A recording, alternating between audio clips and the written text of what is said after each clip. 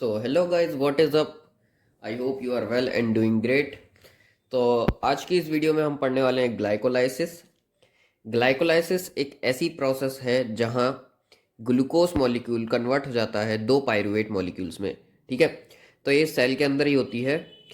अब ग्लाइकोलाइसिस के 10 स्टेप्स हैं, उन्हें स्टार्ट हम करने से पहले सबसे पहले हम थोड़ा बहुत बेसिक्स पढ़ेंगे कि ग्लाइकोलाइसिस होती कहाँ है, कहाँ होती है। ठीक है, तो सबसे पहले ग्लाइकोलाइसिस के लिए हमें क्या चाहिए होता है, ग्लूकोज चाहिए होता है। ग्लूकोज का इनटेक कैसे होगा सेल में? इनटेक होता है ब्लड ट्रांसपोर्टर से। ठीक है, ये ट्रांसपोर्टर्स होते हैं जो कि सेल मेम्ब्रेन में होते हैं, और ये बाई डायरेक्शनल होते हैं। बाई डायरेक्शनल मतलब ये ग्लूकोज को इनटेक भी कर सकते हैं और ग्लूकोज को बाहर भी भेज सकते हैं सेल से। ठीक है, अब इसके 4 टाइप होते हैं। जो हमारे ब्लड ट्रांसपोर्टर्स होते हैं सेल मेम्ब्रेन के ऊपर प्रेजेंट, जो कि ग्लूकोज का ट्रांसपोर्ट करते हैं in and out of the cell, they are of 4 types: GLUT first, GLUT second, और जीएलयूटी थर्ड, और GLUT fourth. Let us mark this by another marker. Okay, so यहाँ पे 4 टाइप के हमारे पास ब्लड ट्रांसपोर्टर्स होते हैं। ये अलग अलग बॉडी पार्ट्स में प्रेजेंट होते हैं, बॉडी रीजन्स कह सकते हैं हम। ठीक है, तो सबसे पहले ब्लड फर्स्ट की बात हम करें तो ये प्रेजेंट होते हैं ब्लड में, फीटस में, ब्लड में स्पेशली आरबीसीज में प्रेजेंट होते हैं ये। ठीक है, और हमारे पास ब्लड ब्रेन बैरियर में प्रेजेंट होते हैं ये। ठीक है, ब्लड सेकंड ट्रांसपोर्टर्स की बात करें तो ये किडनी में होते हैं, लीवर में होते हैं और पेनक्रियाज में होते हैं।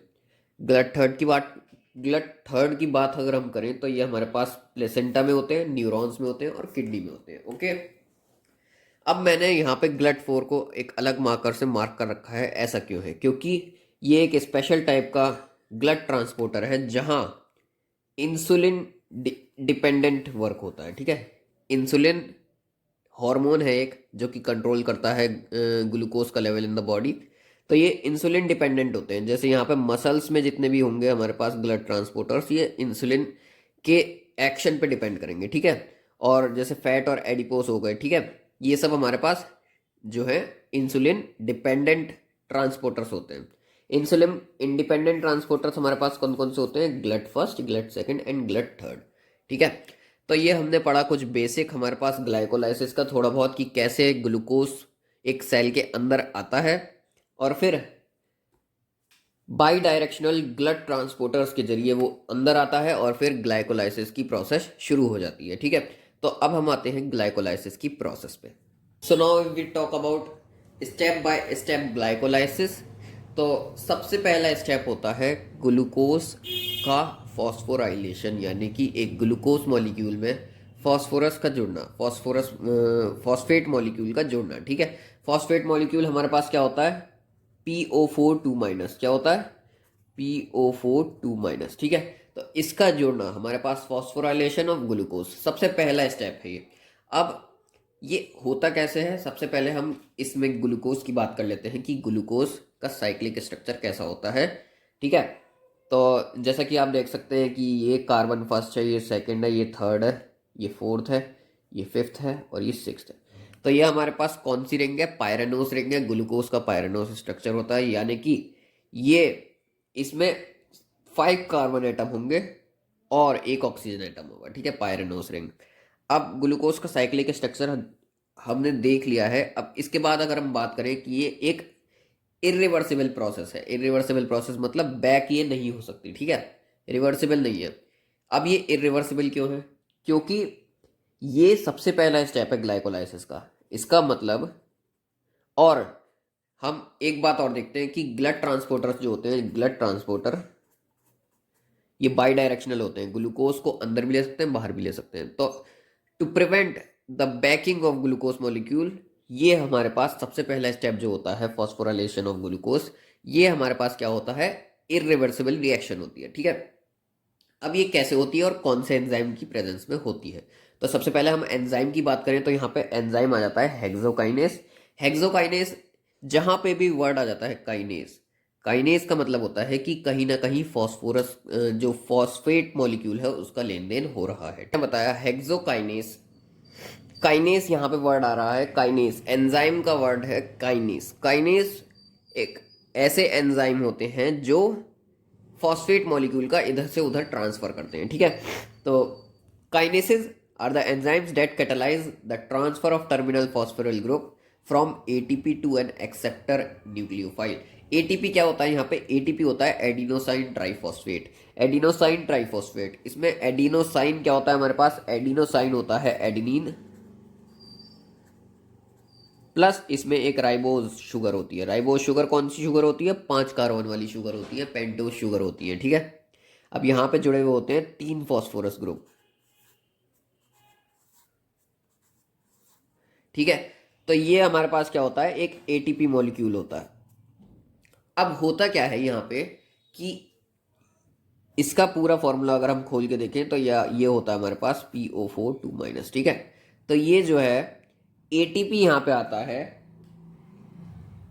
एटीपी मॉलिक्यूल आया एक, एटीपी मॉलिक्यूल आया एक, और हेक्सोकाइनेस और Mg2+ की प्रेजेंस में ये अपना एक फॉस्फेट ग्रुप इधर रख जाता है, यानी कि ये दे जाता है। और कौन से कार्बन पे दे जाता है? Carbon number 6।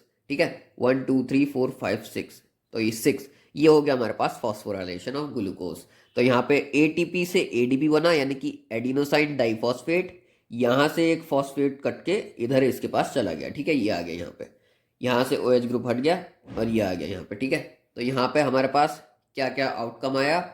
एटीपी एडीपी बदल गया और हेक्सोकाइनेस ने अपना काम करा, और हमारे पास ग्लूकोज से क्या बन गया? Glucose 6 phosphate. नेमिंग देखिए ध्यान से, क्योंकि 6 कार्बन पे फॉस्फेट ग्रुप आके जुड़ा हुआ है तो ग्लूकोज 6 फॉस्फेट बनेगा। ठीक है, और ये एक इरिवर्सिबल प्रोसेस है।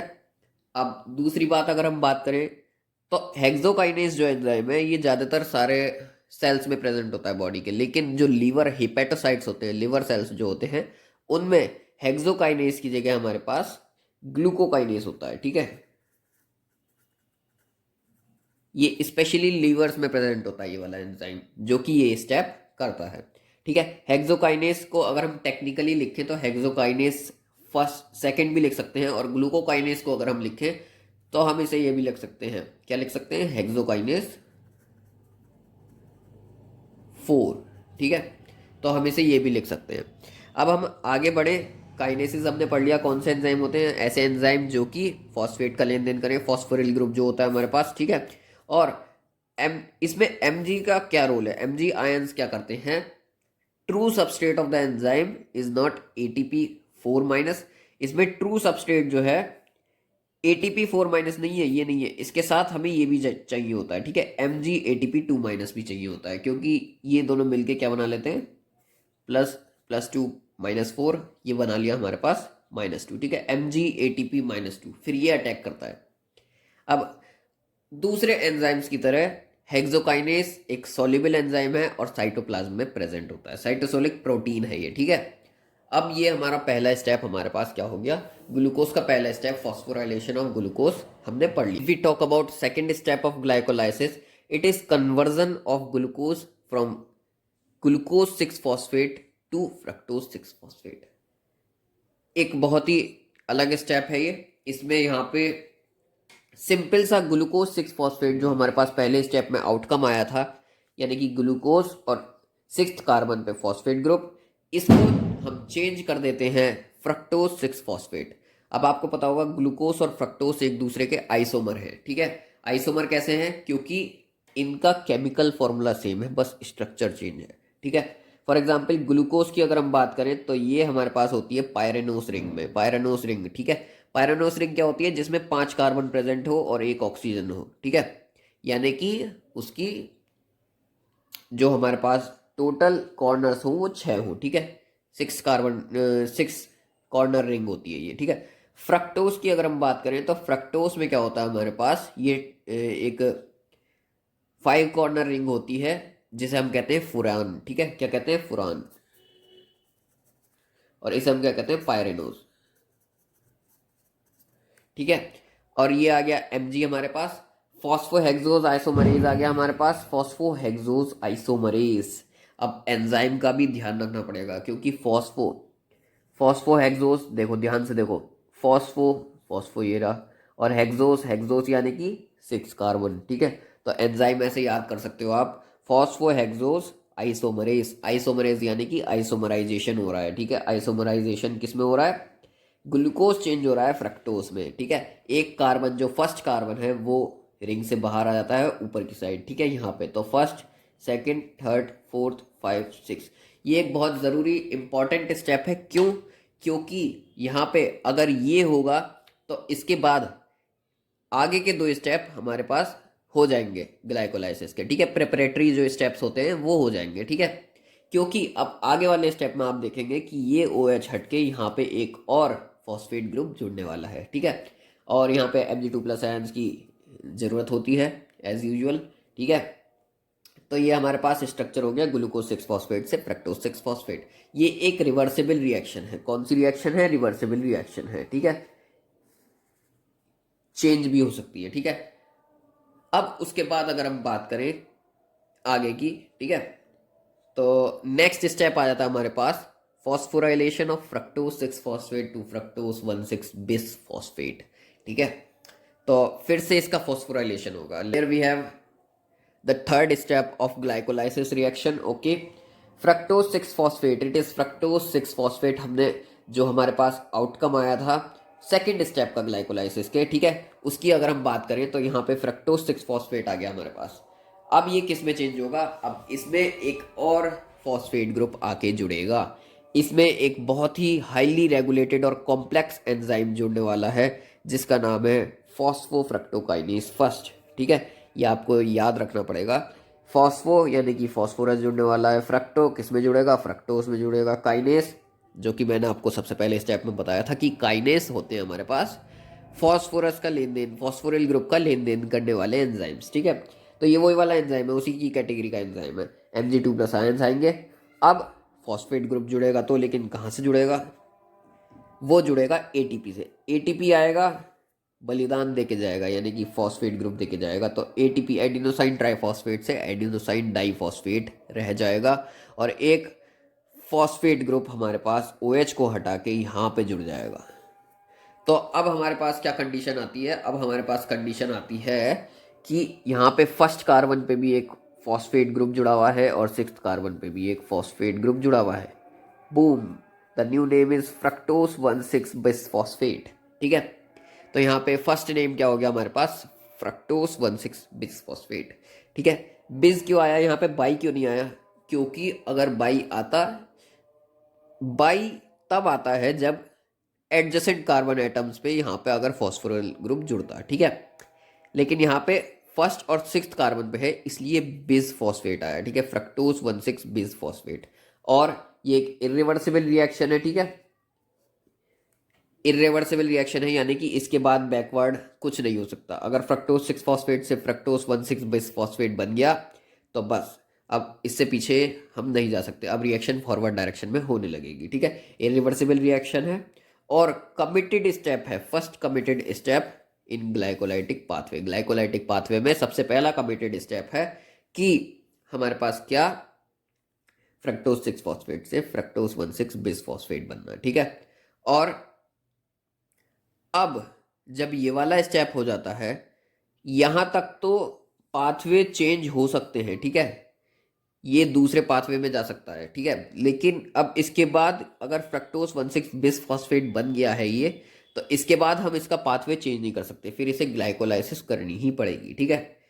और कुछ ये कर नहीं सकता। PFK फर्स्ट जो कि ये वाला एंजाइम है, इसकी शॉर्ट फॉर्म है PFK फर्स्ट। ये वाला एंजाइम बहुत ही रेगुलेटरी एंजाइम है, ठीक है। ये रेगुलेट करता है ग्लाइकोलाइसिस को, मोस्ट कॉम्प्लेक्स एंजाइम नोन, ठीक है। अगर हम इसकी एक्टिविटी की बात करें तो PFK फर्स्ट की एक्टिविटी इंक्रीज हो जाती है जब ATP सप्लाई कम होती है, ठीक है। सेल में ATP सप्लाई कम होने लगेगी तो PFK फर्स्ट एक्टिवेट हो जाएगा, यानी कि इंक्रीज हो जाएगी इसकी मात्रा और ये जल्दी जल्दी फ्रक्टोज 6 फॉस्फेट को कन्वर्ट करने लगेगा फ्रक्टोज 1,6 बिस फॉस्फेट में, ठीक है। और भी इसके बहुत सारे काम होते हैं क्योंकि बहुत कॉम्प्लेक्स एंजाइम है ये।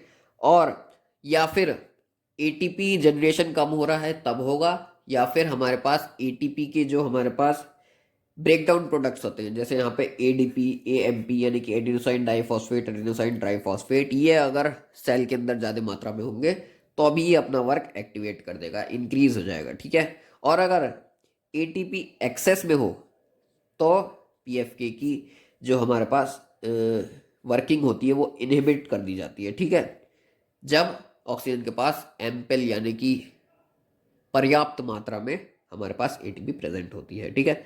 अब उसके बाद हम बात कर लेते हैं cleavage of fructose 1,6 bis phosphate. We talk about fourth step of glycolysis, it is cleavage of fructose 1,6 bis phosphate, यानी कि अब वो मॉलिक्यूल बीच में से टूटने वाला है, ठीक है। कौन तोड़ेगा उसे? एल्डोलेस तोड़ेगा। एक एंजाइम होता है एल्डोलेस, और ये एक रिवर्सिबल रिएक्शन होती है। कौन सी रिएक्शन होती है? रिवर्सिबल रिएक्शन होती है, ठीक है। इसमें यहाँ पे दो कंपाउंड बनेंगे टूटने के बाद, ठीक है। अब इसको तोड़ना कैसे है वो मैं बताऊंगा आपको, ठीक है।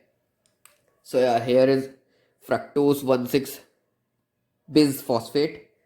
हमने इसे कहाँ से तोड़ना है? इसे तोड़ना है यहाँ से। एल्डोलेस जो है वो यहाँ पे वर्क करेगा, ठीक है। साफ साफ दिख रहा होगा आपको यहाँ पे कि कैसे इसने यहाँ से तोड़ दिया ये, ठीक है। तो अब हम ध्यान से देखेंगे कि नए नए स्ट्रक्चर क्या बनेंगे। बिल्कुल इक्वल पार्ट में टूटेगा, ठीक है। यहाँ पे हम नाम दे देते हैं कार्बन्स को ऐसे ही, ताकि हमें समझने में आसानी हो। First carbon, second carbon, third carbon, ठीक है। First carbon, second carbon, third carbon. Now if we talk about how the molecules are formed, okay, so here CH2OPO3, here CH2OPO3 2 minus, ठीक है। नाउ इधर here second compound, here second carbon, okay. ये इससे जुड़ा हुआ है, इसका एक जो हमारे पास बॉन्ड होगा वो टूट के यहाँ पे जुड़ जाएगा, ठीक है। ऐसे करके यहाँ पे ये जुड़ जाएगा, तो यहाँ पे CO आ जाएगा, ठीक है। और ये थर्ड कार्बन आ गया CH2OH, ठीक है, CH2OH। तो ये यहाँ पे ऐसे करके यहाँ पे क्या बना? Dihydroxy acetone phosphate. Phosphate group, CO group है, 3 कार्बन है, एसीटोन, ठीक है। तो डाईहाइड्रोक्सी एसीटोन हमारे पास सबसे पहला कंपाउंड बनेगा किसका? फ्रक्टोज 1,6 बाइफॉस्फेट का, क्लीवेज का। अब दूसरे कंपाउंड की अगर हम बात करें तो दूसरा कंपाउंड हमारे पास क्या बन रहा है? दूसरा कंपाउंड बन रहा है हमारे पास ग्लिसरल्डिहाइड 3 फॉस्फेट, ठीक है। ग्लिसरल्डिहाइड 3 फॉस्फेट कैसे बनना है? जैसे यहाँ पे हमने ब्रेक डाउन करा था, ऐसे ही इसको अगर हम देखें तो CH2OPO3 यहाँ पे ये आ रहा है, CH2OPO3 ये आ गया यहाँ पे CH2OPO3, ठीक है। और सेकंड कार्बन की बात करें तो यहाँ पे CHOH ये आ गया, CHOH, ठीक है। और थर्ड कार्बन की बात करें तो CHOH ये आ गया, CH2OH, ठीक है। अब यहाँ पे अगर हम बात करें तो यहाँ पे कुछ चेंज हुआ है, जैसा कि हम देख सकते हैं यहाँ पे चेंज हुआ है, ठीक है। तो ये CHO ग्रुप बन गया है आप, ठीक है। अब अगर हम बात करें तो ये हमारे पास क्या बन गया है? ग्लिसरल्डिहाइड, एल्डिहाइड ग्रुप है यहाँ पे, इसलिए ग्लिसरल्डिहाइड बन गया है ये, ठीक है। अब हम बात करें तो ये रिवर्सिबल रिएक्शन है, और रिवर्सिबल एल्डोल कंडेंसेशन रिएक्शन कहते हैं इसे, ठीक है। एल्डोल कंडेंसेशन आपने पढ़ी होगी, 12th में आई थी। उसके बाद अगर हम बात करें एंजाइम कौन सा यूज होता है हमारे पास? एल्डोलेस एंजाइम होता है, ठीक है, जो कि हम यूज करते हैं। इसकी दो क्लास होती है एल्डोलेस एंजाइम की, aldolase class first and aldolase class second, ठीक है। एल्डोलेस फर्स्ट क्लास जो होता है हमारे पास, क्लास फर्स्ट एल्डोलेस, वो एनिमल्स और प्लांट्स में पाया जाता है, जबकि एल्डोलेस सेकंड क्लास फंगाई और बैक्टीरिया में पाया जाता है, ठीक है। अब हम अगले स्टेप की बात करें तो हमारे पास क्या होता है? बेसिकली यहाँ पे डाईहाइड्रोक्सी एसीटोन फॉस्फेट को हमें चेंज करना पड़ता है ग्लिसरल्डिहाइड 3 फॉस्फेट में, ठीक है। तो ये अगला स्टेप हम पढ़ेंगे, interconversion of triose phosphates, ठीक है। So basically we are doing fifth step now. Dihydroxyacetone phosphate rapidly and reversibly converted into glyceraldehyde 3 phosphate by triose phosphate isomerase। अब यहाँ पे क्या होता है? क्योंकि डाईहाइड्रोक्सी एसीटोन फॉस्फेट थोड़ा स्टेबल कंपाउंड बन जाता है, क्योंकि यहाँ पे एक कीटोनिक ग्रुप आ जाता है बीच में, तो इसे हमें चेंज करना पड़ता है किसमें? ग्लिसरल्डिहाइड 3 फॉस्फेट में, ठीक है। सो ये कैसे चेंज होगा? यहाँ पे ट्रायोस यानी कि 3 कार्बन, फॉस्फेट एक फॉस्फेट, आइसोमरेज यानी कि चेंज करना, ठीक है, स्ट्रक्चर को चेंज करने वाला एंजाइम यहाँ पे। ये मैं आपको ट्रिक बता रहा हूँ कि ऐसे याद होगा ये। अब यहाँ पे क्या होगा हमारे पास? ये जो है ये चेंज हो जाएगा इसमें, यहाँ पे ग्लिसरॉल्डिहाइड 3 फॉस्फेट बन जाएगा, ठीक है। और ये एक रिवर्सिबल प्रोसेस होती है। यहाँ पे अगर हम बात करें डाईहाइड्रोक्सी एसीटोन फॉस्फेट बन गया है। तो ये एक छोटा सा स्टेप था जो कि जरूरी है, इंटर कन्वर्जन ऑफ ट्राइओस फॉस्फेट। अब यहाँ पे हमारा प्रिपरेटरी फेज खत्म हो जाता है ग्लाइकोलाइसिस का। Here it is the second phase, payoff phase of glycolysis. So here the sixth step of glycolysis will occur, oxidation of glyceraldehyde 3 phosphate. Now inorganic phosphate will take part in this reaction, and how uh, the glyceraldehyde 3 phosphate is converted into 1,3 by bis phosphoglycerate. Okay, so basically what happens if we talk about this molecule, it is glyceraldehyde 3 phosphate. Okay, glyceraldehyde 3 phosphate takes phosphate HPO4। हमारे पास क्या होता है, inorganic phosphate होता है। क्या होता है, HPO4 2 minus inorganic phosphate होता है, ठीक है।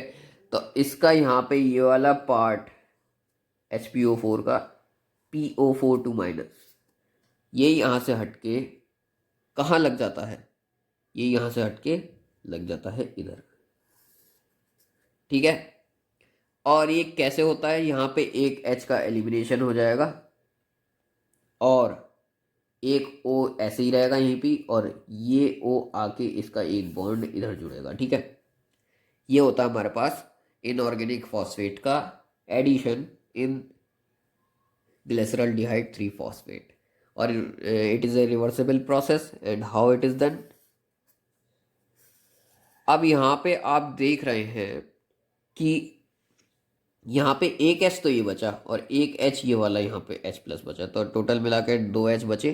तो 2 NAD मॉलिक्यूल्स आएंगे और उठा के ले जाएंगे 2 NADH, ठीक है।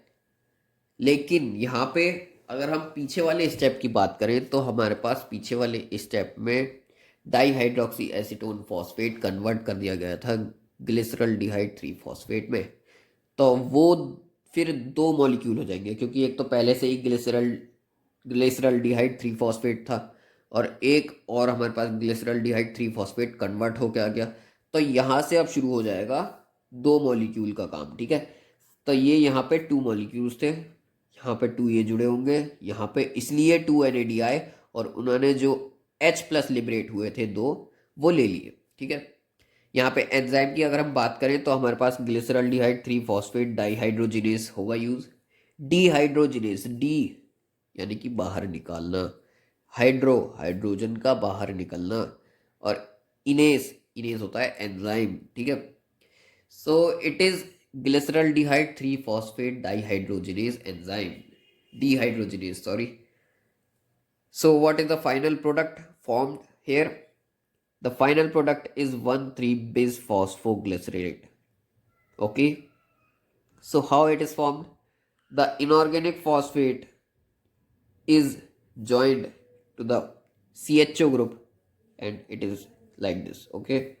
So यहाँ पे ये बन गया हमारे पास OPO3 minus 2 minus CHOH, and here it is CHOPO3 2 minus.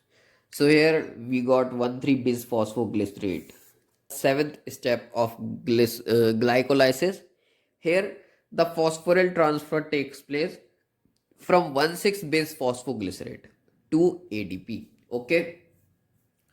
तो इधर होता क्या है कि 1,6-bis phosphoglycerate का जो ऊपर वाला जो हमारे पास इनऑर्गेनिक फॉस्फेट ग्रुप जो जुड़ा था हमारे पास PO4 2 माइनस, वो हट जाता है यहाँ से, ठीक है। और कहाँ जाके चिपक जाता है, ADP पे जाके चिपक जाता है, ठीक है।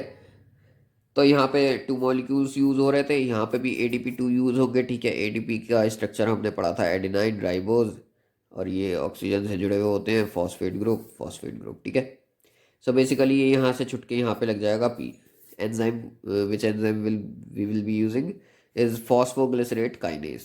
Okay, phosphoglycerate kinase, kinase means transfer of phosphorus. Okay, so ऐसे करके हमारे पास क्या हो जाएगा, फॉस्फोरस का ट्रांसफर हो जाएगा और Mg2+ आयंस की जरूरत होगी यहाँ पे। एंड प्रोडक्ट क्या बनेगा हमारे पास, 3 फॉस्फोग्लिसरेट, क्योंकि अब यहाँ से ये हट गया है एक फॉस्फेट ग्रुप, तो यहाँ पे O पे माइनस लगेगा क्योंकि वो एक इलेक्ट्रॉन अपना दे जाता है बेचारा, ठीक है, इलेक्ट्रॉन दे जाता है और यहाँ पे अटैच हो जाता है। तो ये हमारे पास O- आ गया, ठीक है, 3 फॉस्फोग्लिसरेट बन गया।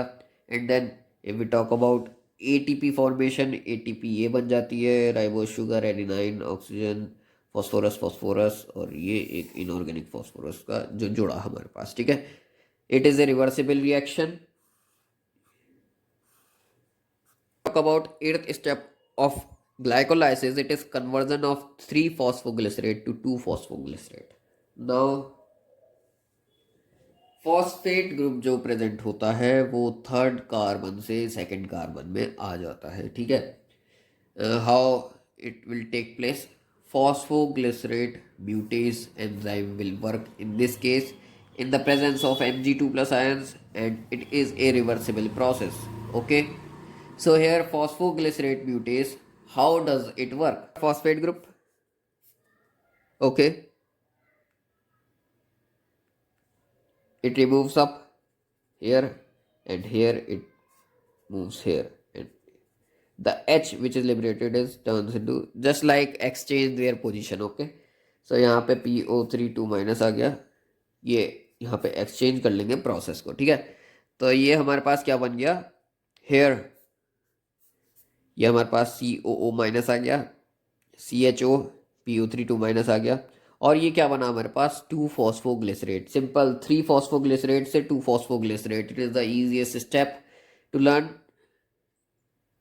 स्ट्रक्चर भी आपको याद हो जाना चाहिए अब तो, क्योंकि यहाँ पे बस फॉस्फेट ग्रुप का ट्रांसफर हो रहा है 3 से 2 पे, ठीक है। It is a reversible process. And now if we talk about ninth step of the glycolysis reaction, dehydration of 2 phosphoglycerate to phosphoenol pyruvate. Phosphoenol pyruvate बनेगा इसमें, ठीक है। ये सेकंड लास्ट स्टेप है। So what will happen to phosphoglycerate here, the elimination of H2O, water takes place in the presence of enolase enzyme. Enolase is an enzyme which eliminates water, ठीक है। So basically what happens, the H from this second carbon and OH from the third carbon releases up as H2O molecule, eliminates up as H2O molecule, and a double bond is formed between second and third carbon atom. So here is double bond, and the final structure which is formed is like this, phosphoenol pyruvate. Here it is. Enol are the compounds which have oxygen, then carbon, and then double bond like structures. These are type of enol compounds. Okay, so here the second name of this compound, if we will talk about the short form, PEP, it is the short form of phosphoenol pyruvate. अगर आप ये भी लिखेंगे तो अभी सही रहेगा, ठीक है। अब हम थोड़ा सा स्टेटमेंट यहाँ पे लिख के ये पढ़ के देखते हैं। The loss of water molecule from 2 phosphoglycerate causes a redistribution of energy within molecule, greatly increasing the standard free energy of hydrolysis of phosphoryl group. So basically यहाँ पे हाइड्रोजन के एलिमिनेशन से इस मॉलिक्यूल की power जो है वो increase हो जाती है। इसके अंदर जो एनर्जी होती है, एनर्जी रीडिस्ट्रीब्यूशन होने लगता है, और इसकी जो हमारे पास फॉस्फोइनोल पायरुवेट बनता है वो उसकी एनर्जी ज़्यादा हो जाती है। तो यहाँ पे भी 2 मॉलिक्यूल थे, क्योंकि वहाँ पे अगर हम बात करें तो वहाँ पे हमने चेंज करा था डाईहाइड्रोक्सी एसीटोन फॉस्फेट को, हमने किस में चेंज करा था, ग्लिसरल डिहाइड 3 फॉस्फेट में। सो यहाँ पे 2 स्टेप आएंगे, यहाँ पे भी 2 मॉलिक्यूल आएंगे, sorry. Okay, so here it is a reversible process. Step number 10, transfer of phosphoryl group from phosphoenol pyruvate to ADP. Now finally वो फॉस्फेट ग्रुप जो इतनी देर से बेचैन था वो हट जाएगा वहाँ से, ठीक है, और अपने ADP अपने साथी के साथ आ जाएगा। So here it is phosphoenol pyruvate, which is also known as PEP. It when reacts with ADP and forms 2 ATP. Here, two molecules as usual here. So here we two molecules, 2. Okay. Here Mg2 plus ions and K plus ions are also required. Now, always kinase pyruvate, because here it is pyruvate kinase हमने use करा, और एक ये irreversible process है, ठीक है. It is a irreversible process here which is taking place, and the we will get final product in this step, phosphoenol pyruvate, the elimination of phosphate group and formation of ATP from ADP. Okay, so here it is, the pyruvate is formed, looking very good. Okay, what happens just in case here this molecule goes up here, and here it is, this bond will move to here. Okay, तो यहाँ पे pyruvate बन जाता है, और ऐसे यहाँ पे डबल बॉन्ड बीच में आ जाता है. ठीक है, तो ये हमारे पास पायरुवेट बन गया, और ये बना ATP. So these are the total 10 steps of glycolysis. Now we are summing up all the steps of glycolysis. Now we are summing up all the steps together of glycolysis. Okay, so let's start from a glucose molecule. It is a 6 carbon molecule glucose. Here it comes into the cell via glut transporters, GLUT transporters. As we talked about, glut transporters are of 4 types: glut first, glut second, glut third, glut 4. Okay, so here glut transporters are bidirectional to avoid backing of glucose molecule.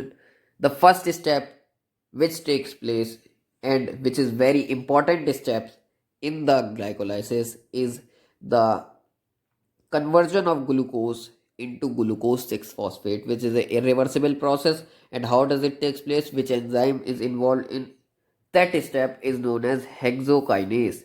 Hexokinase is an enzyme.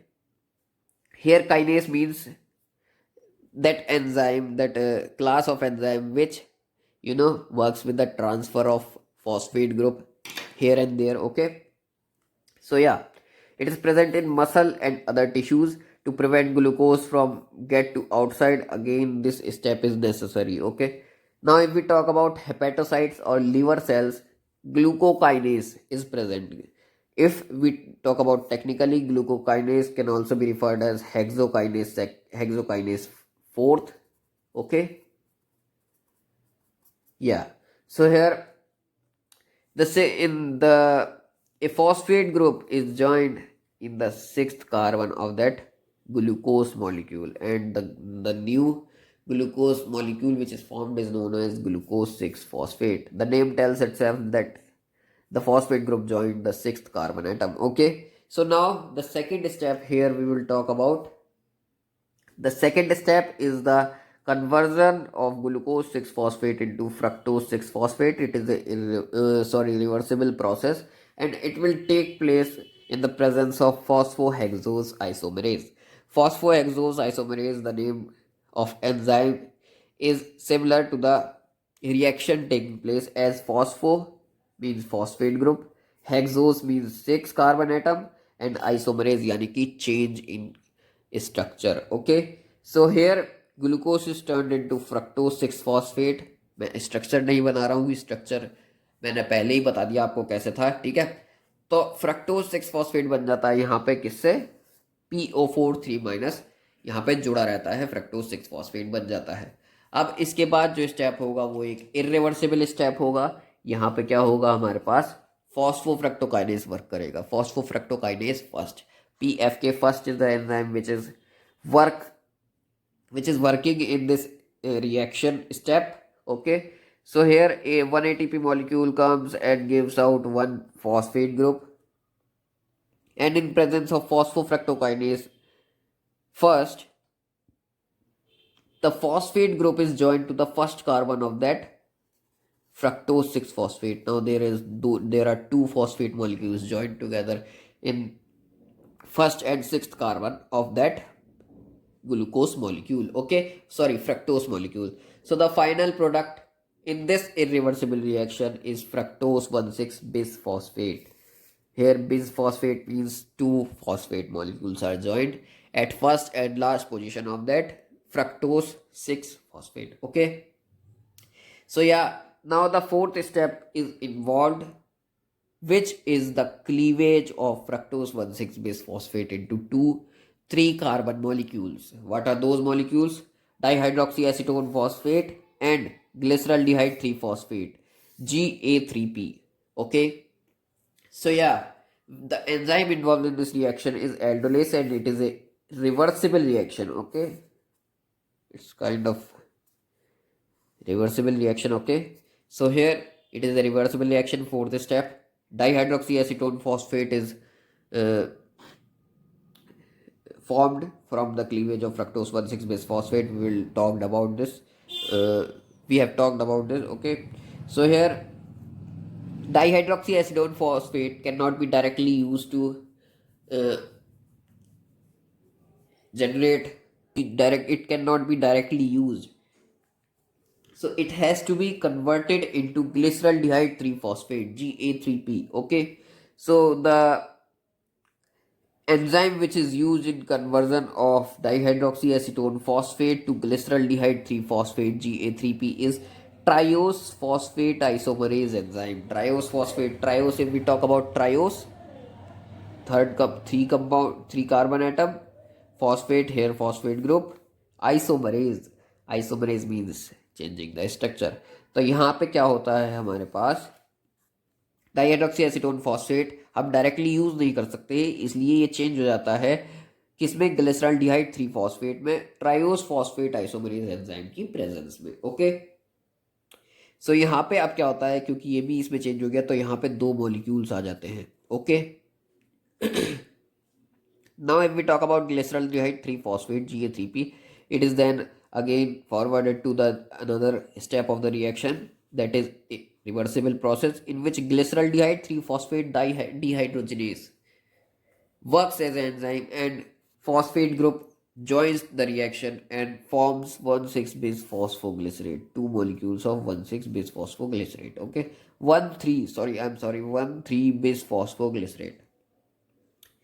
Here the phosphate group comes from the inorganic phosphate. Okay, so here after the formation of 1,3 bisphosphoglycerate, now we will talk about the second step of the reaction, that is phosphoglycerate kinase enzyme will take that phosphorus from that compound, that is from first carbon of that compound, and forms two molecules of ATP. Okay, तो 2 ADP जो होता है हमारे पास वो convert हो जाता है ATP में. ठीक है, किसकी प्रेजेंस में, फॉस्फोग्लिसरेट काइनेज की प्रेजेंस में. तो यहाँ से ये छुट के कहाँ आ जाएगा, ATP पे आ जाएगा, और क्योंकि ये दो मॉलिक्यूल है तो दो ATP फॉर्म होंगे. ठीक है, compound we have is 3-phosphoglycerate, two molecules of 3-phosphoglycerate, sorry. So here are two molecules of 3-phosphoglycerate. Now it is also a reversible step. Again, the 3-phosphoglycerate gets converted into 2-phosphoglycerate. Two molecules of 2-phosphoglycerate are formed in the presence of phosphoglycerate mutase.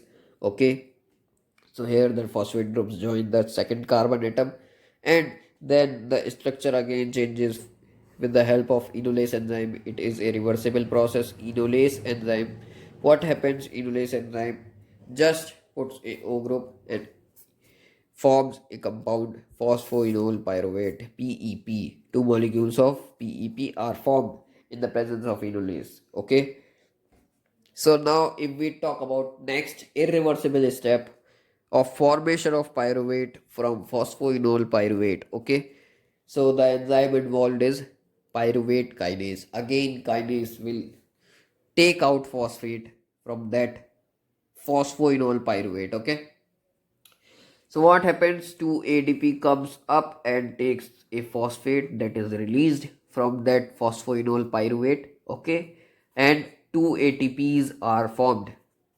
Two ATPs are formed. Here our final product pyruvate is formed. Two molecules of pyruvates are formed from one molecule of glucose. Okay. Now they have separate pathways that can go through pyruvate. Okay. So it can go anaerobic condition में जा सकता है ये, और lactic acid में convert हो जाएगा. Anaerobic condition में क्या होता है, जो दो NADH हैं वो अपना H इसे दे जाते हैं पायरुवेट ग्रुप को, और इसका क्या हो जाता है, हमारे पास रिडक्शन हो जाता है और लैक्टिक एसिड बन जाता है. लैक्टिक एसिड के भी 3 पाथवे होते हैं. जैसे हमारे पास ये लीवर में चला जाता है, लीवर में जाने के बाद ग्लूकोज बना लेता है वो, या तो ग्लूकोज में बन जाएगा या फिर वो यूज हो जाएगा लैक्टिक एसिड ATP जनरेट करने में. ठीक है. और लैक्टिक एसिड की एक खास बात होती है, क्योंकि ये एसिड है तो ये हमारे पास ब्लड pH कम कर देगा. Okay. This step is regulated by an enzyme lactate dehydrogenase in the presence of lactate dehydrogenase. Okay. LDH, अगर हम LDH की बात करें तो ये एक मार्कर है सेल डेथ का. ठीक है. अगर आपको चेक करना है कि मान लो कोई पेशेंट आता है, उसे मायोकार्डियल इन्फेक्शन का अगर हमें देखना है तो हम हाई LDH देखेंगे. क्योंकि हाई LDH क्यों होगा, क्योंकि एनारोबिक कंडीशन में ही ये काम करता है, और एनारोबिक कंडीशन तब होगी जब ऑक्सीजन सप्लाई कम होगी. ऑक्सीजन सप्लाई कम होगी तो एनारोबिक कंडीशन होगी, और पायरुवेट एनारोबिक कंडीशन में लैक्टिक एसिड बनाता है जिससे pH डिक्रीज हो जाता है, या फिर वो लीवर में जाता है और लीवर उसे ग्लूकोज में कन्वर्ट कर देता है, या फिर जनरेट करता है उससे ATP. ओके. एंड LDH हम टेस्ट करते हैं LDH वैल्यू निकालने के लिए, ताकि हमें पता लगे कहीं सेल डेथ तो नहीं हो रही. ओके. एरोबिक कंडीशन में एनर्जी जनरेट करेगा बहुत सारी. ठीक है. तो these are the whole glycolysis. I hope you understand it well. Okay. So थोड़ा सा ये हम पढ़ लेते हैं, थोड़ा सा क्या लिखा है ये, थिंग्स जनरेटेड क्या क्या जनरेट हमने मिला क्या उससे, वो हम पढ़ते हैं. ओके. सबसे पहली बात, this whole process occurs in cytoplasm. Okay. 2 ATP generated. An overall of 2 ATP is generated in this whole process. 2 NADH are also generated. Okay, are all the steps. Stay home, stay safe. Okay, bye bye.